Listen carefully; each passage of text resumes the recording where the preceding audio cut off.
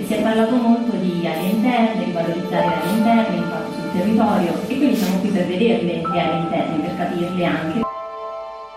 Noi abbiamo visto un po' quello che è successo all'Aquila, io in prima persona essendo abruzzese, e l'Aquila appunto si era spopolata e il Gran Sasso Science Institute è nato proprio come progetto per rivalorizzare le aree interne abruzzesi.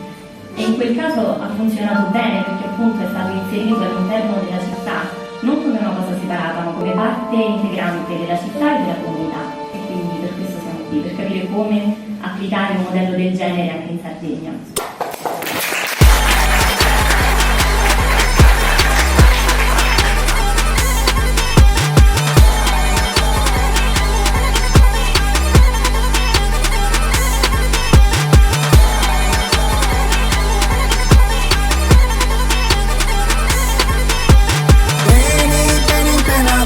Questa vita in vita, beni, beni io.